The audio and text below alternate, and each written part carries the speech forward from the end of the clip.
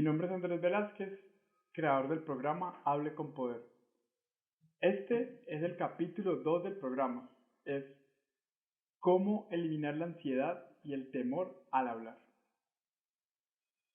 Si recuerdas algo del capítulo anterior que estuvimos manejando y del cual hablamos bastante, uno de los orígenes del miedo y que de alguna manera se transforma con el tiempo en uno de tus peores enemigos, son esas experiencias del pasado que han sido traumáticas, esas experiencias del pasado que te han generado vergüenzas, o sea, que te han puesto en una posición en la que tú crees que pudiste haber dicho otra cosa o que sencillamente debiste haber callado tu boca porque de esa manera hubieras evitado que las personas que estaban alrededor tuyo se rieran o te criticaran.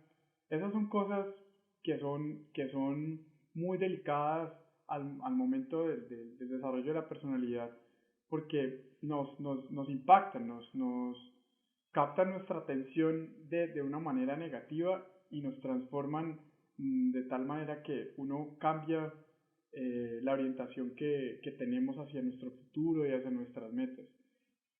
A partir de ahora, quiero que entiendas que esas vergüenzas pasadas son tu principal enemigo. Eso quiere decir que tienes que derrotarlas, o sea, de muchas maneras. Tienes que derrotarlas de, de una manera mental, es decir, tienes que volver al pasado, entender qué fue lo que sucedió y derrotarlas en su terreno, es decir, donde ocurrieron. Una manera de darte cuenta que estas experiencias del pasado fueron realmente traumáticas e impactantes es que una vez que tú te hayas puesto en la posición de la persona que fue traumatizada, entonces veas qué era lo que estaba ocurriendo entonces, qué era lo que estaba ocurriendo a tu alrededor, quiénes estaban contigo, quién hubieras querido que estuviera ahí para que te diera confianza, si de pronto no estaba tu mejor amigo, no estaba tu mejor amiga, o quizás estabas muy pequeñito y tus padres estaban lejos, o quizás fue alguno de tus padres quien procurando hacerte una crítica terminó diciéndote algo que no te gustó y te convirtieron desde entonces en una persona tímida al momento de hablar o al momento de dirigirte a otras personas.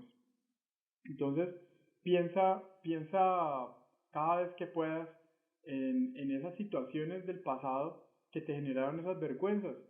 Y es probable que al encontrar esa información en tu mente, tengas las herramientas para avanzar con esta parte de tu vida que es importante también. Como te hemos dicho antes, hablar en público tiene un gran componente psicológico.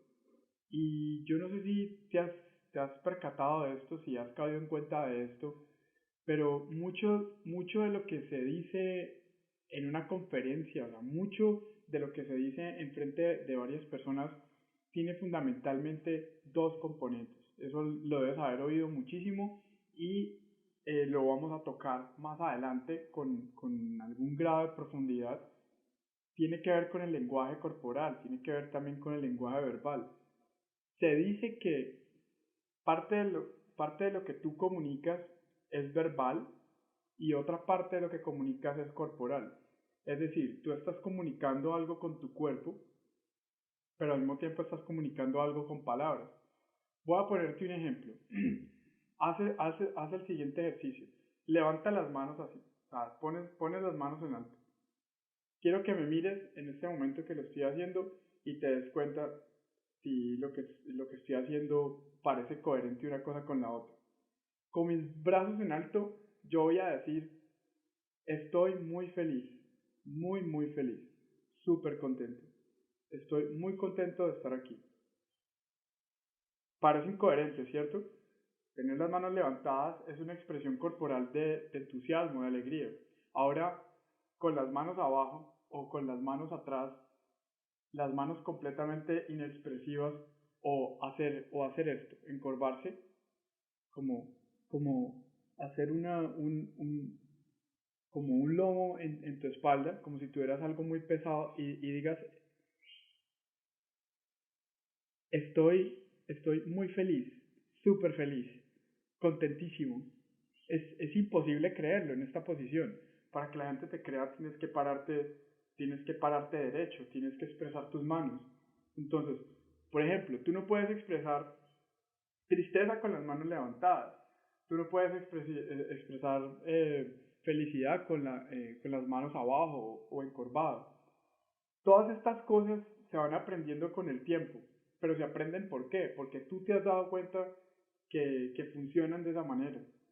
Una de las cosas que queremos hacer es que derrotes a tus enemigos, esos enemigos que son la vergüenza del pasado, y los derrotes tratando de darle un manejo coherente a tu cuerpo y a la forma en que hablas, la forma articulada en que tienes que comunicarte con otras personas.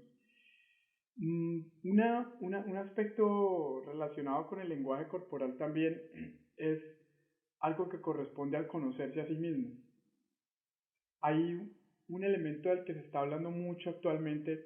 Yo no sé cuántos años tienes tú y quizás tú estés en una generación distinta a la mía, quizás hagas parte de mi generación o quizás seas parte de una generación más adelante. Pero independiente de la generación a la que pertenezcas, actualmente se está manejando algo que hace mucho tiempo se está manejando, pero ahora se le está dando otro nombre y es desarrollo de plan de carrera y desarrollo de plan de vida. Esto ha empezado a denominarse marca personal o como lo llaman los gringos personal branding. ¿Qué es el personal branding? Básicamente es conocerte a ti mismo y proyectar es la parte positiva tuya, no la parte negativa, porque normalmente la parte negativa, aunque es complementaria con la parte positiva, no es lo que queremos que tú encuentres porque es algo que necesitamos para empoderarte y vender. Una de las cosas que es muy importante para conocerte a ti mismo es detectar cuáles son tus fortalezas y cuáles son tus debilidades.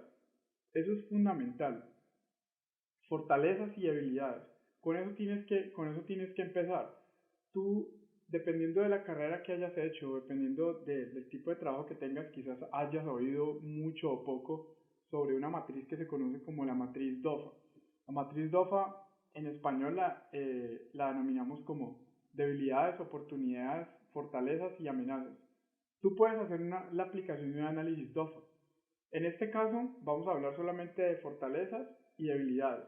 ¿Por qué? Porque esos son los dos ejes principales de la marca personal. Y en este caso son los dos elementos claves para conocerse a sí mismo. Por ejemplo, yo soy una persona que para mí es muy fácil hablar en público, pero para mí no es muy fácil comunicar mis sentimientos. O yo soy una persona que tiene una gran habilidad para el diseño, pero no tengo gran habilidad para desarrollar contenidos temáticos porque me quedo mucho tiempo rebuscando en información que quizás no es relevante. Pues todos tenemos debilidades y todos tenemos fortalezas. Eso hay que potenciarlo de cualquier manera. ¿Por qué? Porque si tú tienes fortalezas, eso te puede poner a un nivel más alto si tú, digamos, fortaleces tus fortalezas. Pero si tus debilidades las conviertes en fortalezas de manera que tú te des cuenta en qué no estás bien y transformes esa parte que no funciona bien de tu personalidad en algo que sea positivo, pues eso va a ser parte de tu personalidad, de tu marca, pero lo vas a orientar hacia los resultados y no hacia fracasos. ¿Cuántas veces te has preguntado o cuántas veces has hecho un análisis muy rápido de las personas que conoces? Tú las conoces y de entrada miras su cara, miras su cuerpo, miras cómo está vestido, miras cómo se mueve. Los seres humanos analizamos a las otras personas de tal manera que podamos entender cómo son desde todo punto de vista. De la misma manera lo hacen contigo y lo hacen todo el tiempo. Lo que nosotros queremos es que tú te hagas consciente de esas cosas que tú eres, o sea, esas cosas que son tuyas, están intrínsecas en tu vida, que están intrínsecas en tu personalidad. Y con esto, con esto qué vamos a lograr? Que tú sepas qué camino tomar, que tú sepas cómo derrotar tus enemigos. Lo más probable es que tus enemigos aparezcan en el camino de tus debilidades y no en el camino de tus fortalezas. ¿Por qué? Tus enemigos no son tontos, tus enemigos son esas vergüenzas pasadas. Como hacen parte de tu inconsciente, tus enemigos no son tontos, tus enemigos no van a aparecer por donde tú eres fuerte, tus enemigos van a aparecer por donde tú eres débil. La forma de convertir tus debilidades en fortalezas es encontrar la manera de derrotar esas vergüenzas pasadas a través de tus debilidades, haciéndote consciente de ellas y adelantándote a lo que pueda ocurrir con respecto a estos. No pienses si de pronto estás pensando que algunas de estas cosas son difíciles de integrar, quizás tengas razón, son difíciles de integrar al principio, pero una vez que tú veas este video muchas veces, o sea, que lo repitas si quieres, una vez que tú ya lo tengas, que lo tengas a tu alcance, lo puedes ver muchísimas veces, todas las veces que quieras, puedes tomar apuntes, nosotros te vamos a enviar información en distintos formatos, eso te va a ayudar a complementar este proceso de desarrollo que estás llevando. Creemos que tienes que darte tiempo, tienes que tomarte el tiempo para reconocer que no todos nacimos o no todos nacieron para hablar en público, o no todos los oradores nacieron oradores. Cuando un gran orador muy conocido recién salió del vientre de su madre, nadie le dijo al oído, tú vas a ser el mejor orador del mundo.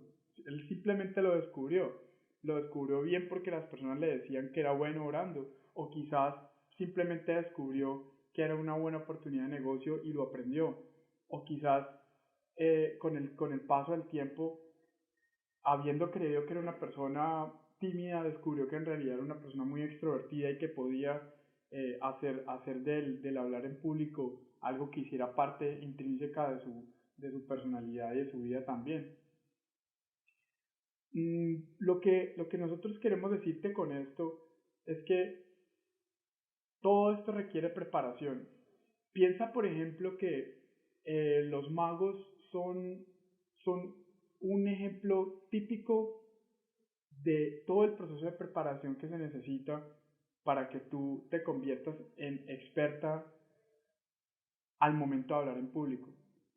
Piensa solo por un momento si alguna vez has asistido a un show de magia o has visto un truco de magia y ponte a pensar si eso que estás viendo solo se realizó una vez, fue realizado una vez por ese mago. Con toda seguridad que no. Ese mago tuvo que haber hecho muchísimos ensayos, muchísimas presentaciones. Mucha gente debió haber descubierto sus trucos. Para un mago, el que descubran sus trucos, esa es su debilidad, esa es una de sus grandes debilidades. Por consiguiente, el repetir esta mecánica, el repetir esta dinámica, el repetir este flujo de ideas, que tú insertes esto en tu cabeza, va a hacer que de alguna manera tú des un paso adelante cada vez más. Es decir, que entiendas que todo esto requiere un proceso de preparación. Piensa, por ejemplo, que orar o hablar en público está relacionado con la experiencia, con las experiencias positivas que puedes tener a partir del momento en que hablaste en público por primera vez. Aunque te haya dado mucho miedo y mantengas ese miedo, piensa que así como tus padres aprendieron a ser padres, tú también vas a aprender a ser una persona que tenga la capacidad de hablar en público con mucha fluidez. ¿Tú crees, por ejemplo, que a, a tu papá o a tu mamá hubo una escuela fundada para formarlos en la educación de sus hijos? No, ellos simplemente se dieron cuenta en el camino que era lo que tenían que hacer. De la misma manera te va a pasar a ti. Tus hijos serán tus conferencias o tus hijos serán los auditorios. En la medida en que tú los enfrentes permanentemente, que los enfrentes día a día, que los enfrentes todos los días, vas a encontrar que esas personas que están allá cada vez se van a ver mucho menos amenazantes. ¿Por qué se van a ver menos amenazantes? Porque cada vez que tú te enfrentes a la misma situación, tú vas a empezar primero a fortalecerte y segundo a darte cuenta que esas personas que están allá, que tú crees que en algún momento te van a atacar, son completamente inocuas y completamente inofensivos. Esto va a requerir muchísimos ejercicios, va a requerir que tú, como mencionamos en el capítulo anterior, hagas ejercicios de respiración, que integres todo el sistema que hace parte de tu cuerpo y que pueden eventualmente alterar tus nervios al momento de hablar en público. No te dejes batir por esto, eso es algo normal, es algo que le pasa a todo el mundo. Incluso esa gente que es muy, pero muy buena en un tema, cuando se enfrenta por primera vez a un público, se da cuenta que hay nervios ahí detrás. Entonces, si por ejemplo tú vas a hablar por primera vez sobre un tema, quizás el miedo no sea a hablar en público, sino a manejar el tema. Pero si esta es la segunda vez que te ves con un público porque ya has tocado el tema, entonces no vas a tener miedo de tocar el tema, pero sí vas a tener miedo de hablar, de dirigirte a esas personas que están enfrente tuyo. Pero si ya has hablado con un mismo público varias veces, es el caso, por ejemplo, de los jefes, lo más probable es que el temor ya no sea a dirigirte a ese público, sino que te hagan una crítica, a que esas personas digan que no eres bueno en una cosa o que no eres bueno en otra. Luego surge algo más, y es el miedo a que aquello por lo cual te han criticado sea algo que tú no puedas cambiar. Finalmente te vas a dar cuenta que todo lo vas a poder cambiar, o sea, todo lo que te impida hablar en público lo vas a poder modificar. Pero entonces es como un enlace de miedo, de miedos. Primero le pierdes el miedo a manejar los contenidos que necesitas para poder dirigirse a otras personas. Luego a manejar el miedo de las audiencias. Luego a manejar el miedo a la crítica. Y luego a manejar el miedo a las cosas que son retantes para uno. Porque es que todos los retos pueden generar miedo. Si tú, por ejemplo, has tenido el sueño toda tu vida de hacer escalada, de subir montañas o de subir rocas usando arneses, usando cuerdas, usando mosquetones, usando aparatos para fijar las cuerdas en las rocas. Tú siempre lo has querido hacer y a ti te parece súper difícil la primera vez que lo ves y además te parece peligrosísimo. ¿Por qué? Porque evidentemente es algo que puede representar un peligro para ti, pero tú lo haces la primera vez y la primera vez es difícil y te da miedo. Pero una vez que lo haces una segunda, una tercera, una cuarta vez, tú simplemente vas a fluir, vas a escalar con plena confianza. Hay un ejemplo sobre esto que tiene que ver con destruir a tus enemigos. Recuerda, tus enemigos son esas vergüenzas pasadas. Este ejemplo es algo que yo descubrí a nivel personal y luego descubrí que a todo el mundo le pasa y que todo el mundo lo ha descubierto en algún momento de su vida. Remóntate por un momento a tu niñez y vete a ese parque en donde ibas a montar en columpios o ibas a jugar pelota con tus amigos o con tus amigas o donde jugabas escondite o donde tenías todos tus juegos digamos de vacaciones. Pero quiero que te enfoques en esa parte de los columpios. Quiero que pienses en esa porque todos nos hemos montado en un columpio, a todos en algún momento nos dio miedo montarnos en un columpio, pero luego logramos subirnos en él y lo disfrutamos. Pero ese no es el punto.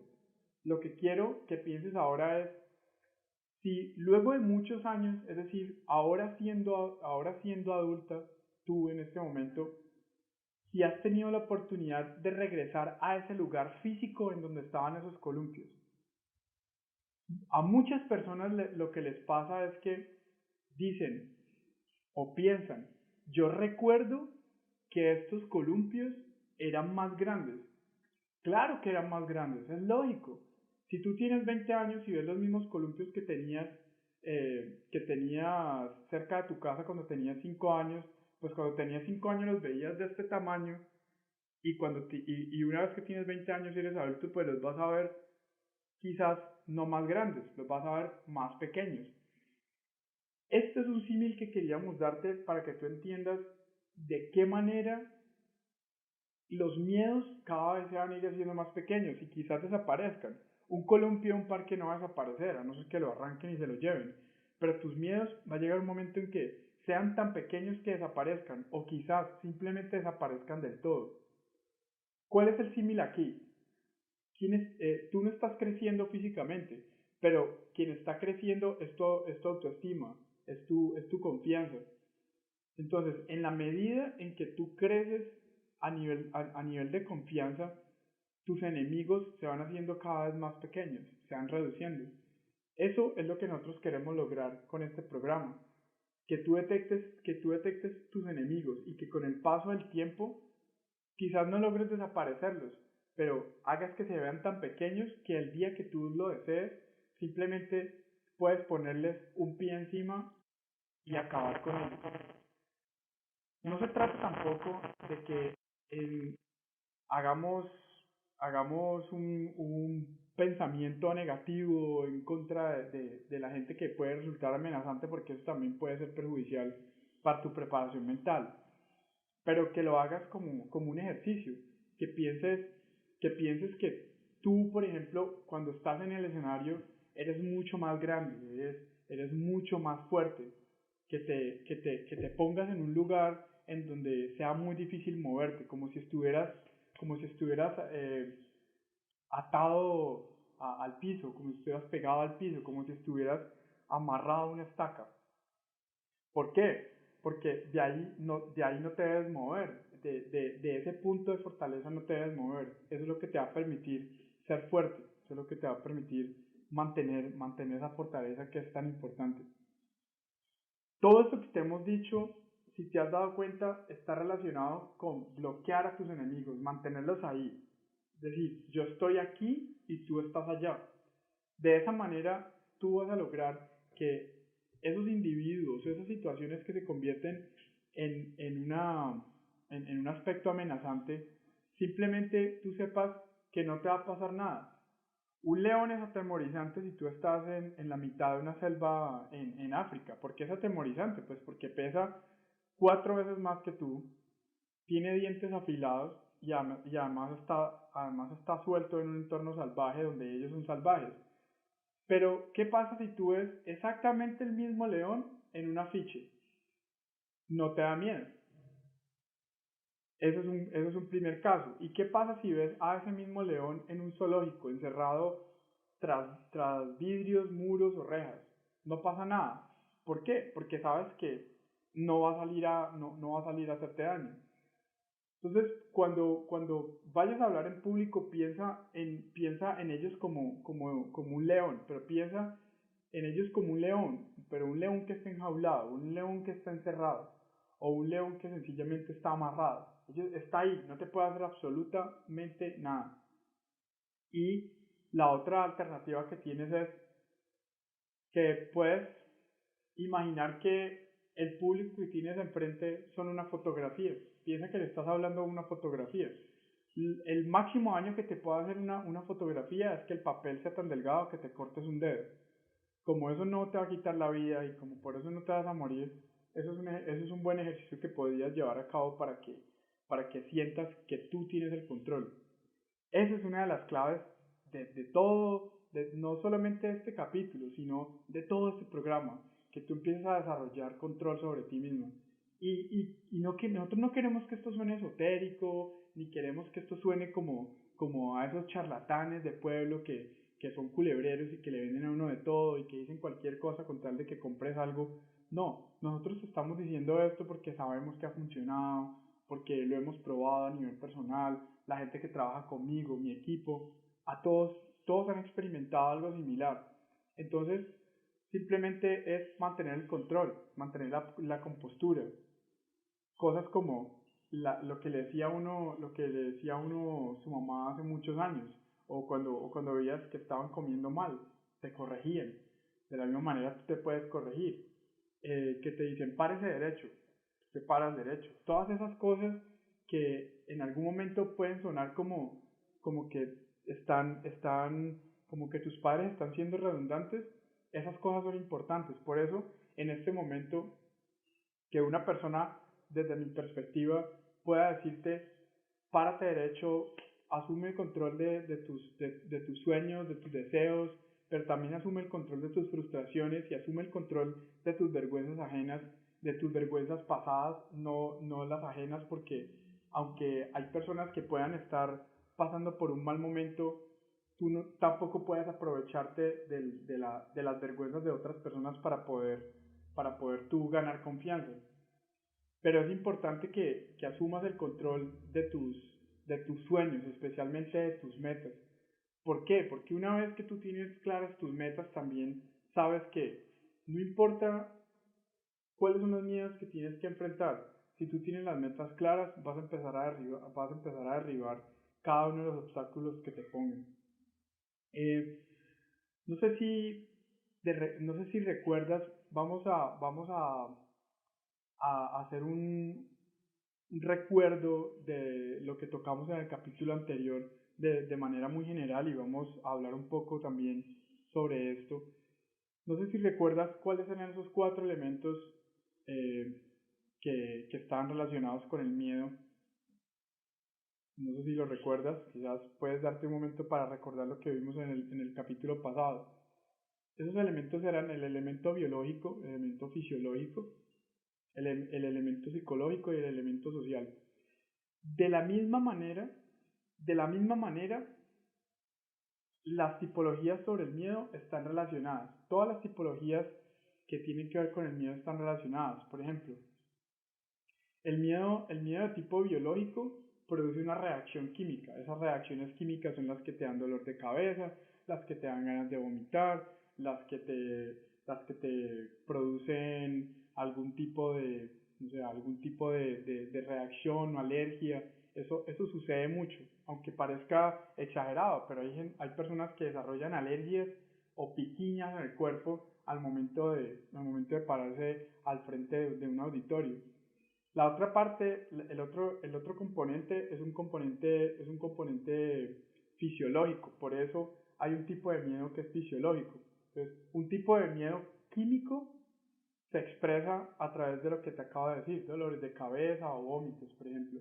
Pero hay un tipo de miedo también, que es el tipo de miedo fisiológico, que es donde tú, por ejemplo, empiezas a sudar mucho, o donde te dan ganas de orinar de forma incontrolable.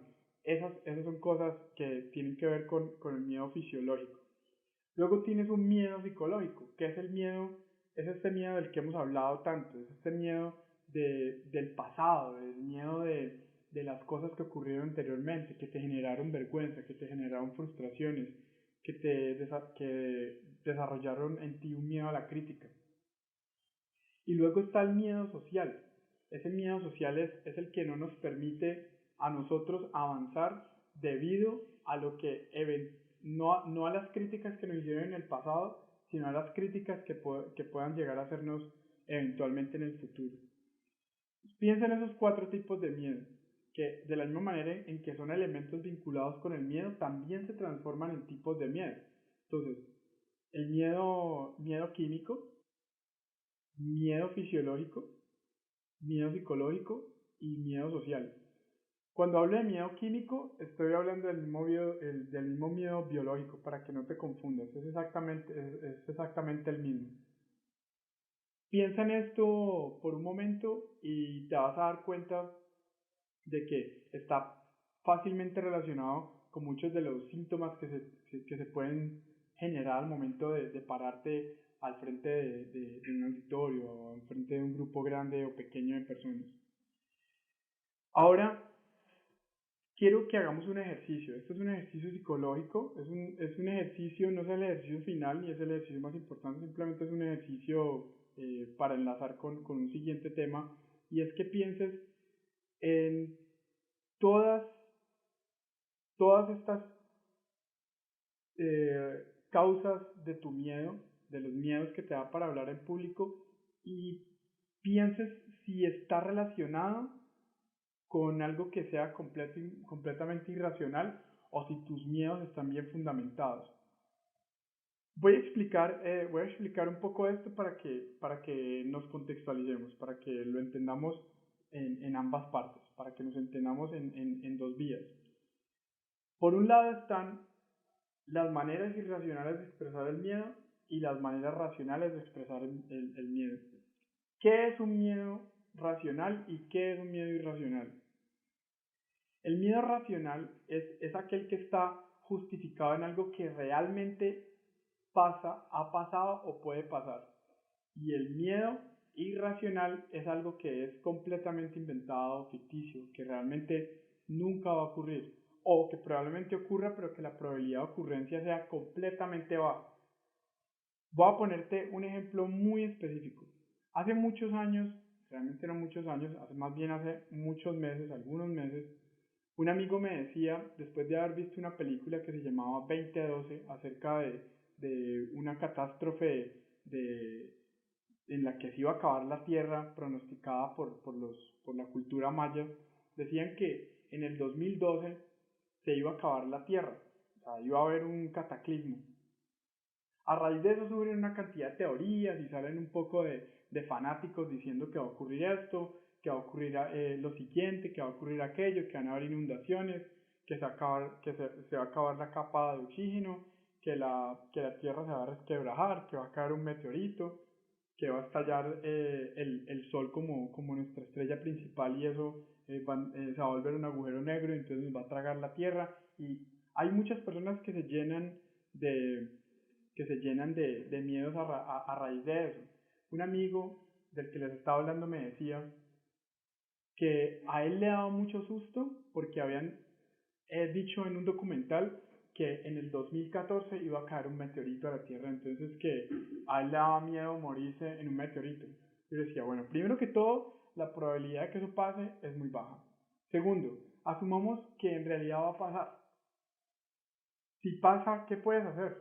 No podemos huir de ninguna manera. O sea, nos tenemos que quedar acá. Esto enlaza con aquello que decíamos que es juega con lo inevitable, o sea, trabaja con lo inevitable. Si un meteorito va a caer, pues va a caer, eso es inevitable. Y lo otro es, si se trata de algo que eventualmente puede pasar, pues se vuelve algo realmente racional. Pero si es algo que la probabilidad de ocurrencia sea muy baja, se convierte en algo irracional, como el caso del miedo de mi amigo. Ese es un miedo irracional, algo que probablemente nunca ocurra. ¿Qué es un miedo racional? Pues tener miedo de que, por ejemplo, tú estés subido en un avión al que le falta un motor, pues el miedo es completamente racional. Un avión no puede andar con un solo motor. Y si, o sea, un avión de dos motores no puede andar con un solo motor. Y si despega, lo más probable es que el avión se vaya a caer. Eso sería un miedo racional. Hay que empezar a diferenciarlos. ¿Por qué? Porque son los miedos racionales los que generan bloqueos, los que te hacen perder control. Los miedos irracionales tienes que desaparecerlos por completo porque sencillamente no representan ningún peligro. Ponte en la posición en la que tienes que hablar en un auditorio. ¿Cuál es un miedo, cuál es un miedo irracional, por ejemplo? Que ellos, que seas, que seas tan mala hablando o diciendo que tienes que hablar, que se paren y te apaleen. Eso es irracional, porque la gente civilizada no hace eso. Un miedo racional, ¿cuál es? Me van a criticar. Ok, sí, la crítica puede llegar, eso es un miedo racional, pero la crítica la puedes manejar. El otro escenario simplemente no tiene por qué causarte miedo porque no va a ocurrir. Entonces, ahí están estas dos maneras de sentir miedo, la manera irracional y la manera racional. Es para que lo tengas en cuenta.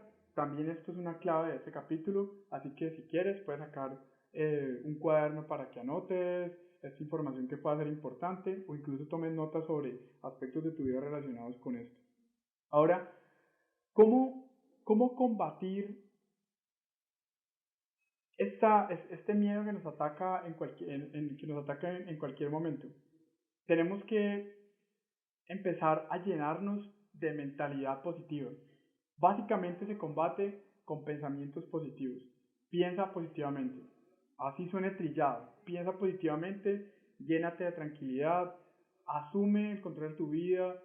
Piensa que quien está en control de la situación siempre eres tú, porque siempre eres tú la que tiene el conocimiento, la que tiene la experiencia, la que sabe.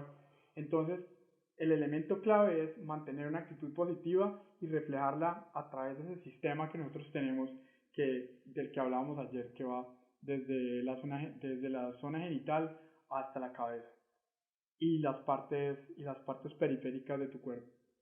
Esa es una manera, esa es nuestra manera recomendada de combatir este miedo. Esa es una manera que lo puedes implementar de una forma muy, muy sencilla. Pensamientos positivos. Anótalo. Vamos a terminar con un ejercicio. El ejercicio es muy, pero muy, muy sencillo. Y es que vas a hacer una lista de tus miedos. Una lista de todos tus miedos. Todos, todos. En este caso no son 5, no son 10. Vas a escribirlos todos. Y luego de que los escribas, vas a hacer un listado al lado de cuáles miedos son racionales y cuáles son irracionales. Entonces, un listado de todos tus miedos, todos. Si son 100, saca 100. Y si son 200, 200. Si te da pereza escribir 200 y aunque sean 200, entonces escribe 100. Pero si puedes, escríbelos todos. En la segunda columna escribes lo que te dije anteriormente. ¿Sabes? ¿Cómo vas a, eh, cómo vas a combatir cómo vas a combatir ese miedo y si son miedos irracionales o racionales? Entonces, todos tus miedos y dices si son miedos racionales en otra columna o si son miedos irracionales en otra. Entonces, miedos racionales, miedos irracionales. Ese es el ejercicio del día de hoy. Ese es el ejercicio del capítulo de ahora. Así que con esto te dejamos. Esperamos que hayas tomado nota también del ejercicio. No es una tarea, pero es importante que lo lleves a cabo. Ya con esto tenemos dos tareas que son parte de este proceso formativo y van a empezar a ser complementarias cada una de ellas y muy útiles en la medida en que empieces a integrar esto. Con esto terminamos el capítulo. Te agradezco muchísimo por haber llegado hasta acá. Sabemos que cada vez va a ser más interesante y cada vez va a ser un paso hacia adelante.